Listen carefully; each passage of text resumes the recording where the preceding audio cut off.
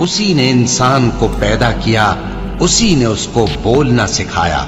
سورج اور چاند ایک حساب مقرر سے چل رہے ہیں، اور بوٹیاں اور درخت سجدہ کر رہے ہیں، اور اسی نے آسمان کو بلند کیا اور میزان عدل قائم کر دی کہ اس میزان میں حد سے تجاوز نہ کرو، اور انصاف کے ساتھ ٹھیک تولو اور تول کم مت کرو۔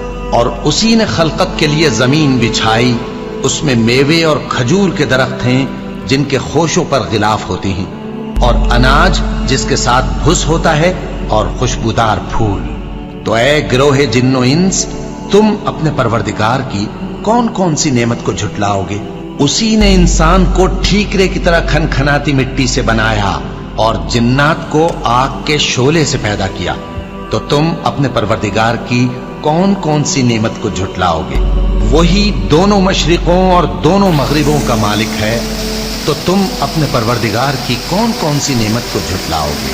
اسی نے دو دریا رواں کیے جو آپس میں ملتے ہیں، مگر دونوں میں ایک آڑ ہے کہ اس سے تجاوز نہیں کر سکتے، تو تم اپنے پروردگار کی کون کون سی نعمت کو جھٹلاؤ گے؟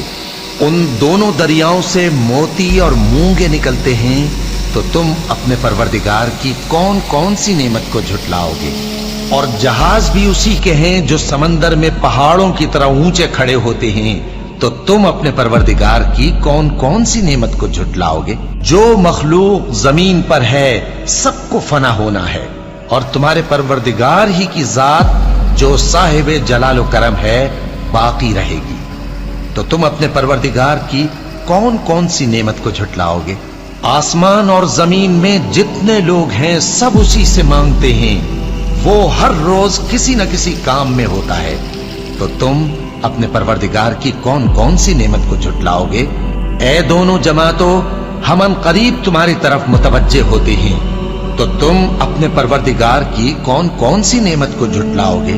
اے گروہ جن و انس، اگر تمہیں قدرت ہو کہ آسمان اور زمین کے کناروں سے نکل جاؤ تو نکل جاؤ، اور زور کے سوا تو تم نکل سکنے ہی کہ نہیں، تو تم اپنے پروردگار کی کون کون سی نعمت کو جھٹلاؤ گے؟ تم پر آگ کے شعلے صاف اور دھواں ملے چھوڑ دیے جائیں گے، تو پھر تم ان کا مقابلہ نہ کر سکو گے، تو تم اپنے پروردگار کی کون کون سی نعمت کو جھٹلاؤ گے؟ پھر جب آسمان پھٹ کر تیل کی تلچھٹ کی طرح گلابی ہو جائے گا تو وہ کیسا ہولناک دن ہوگا، تو تم اپنے پروردگار کی کون کون سی نعمت کو جھٹلاؤ گے؟ تو اس روز نہ تو کسی انسان سے اس کے گناہوں کے بارے میں پرسش کی جائے گی اور نہ کسی جن سے، تو تم اپنے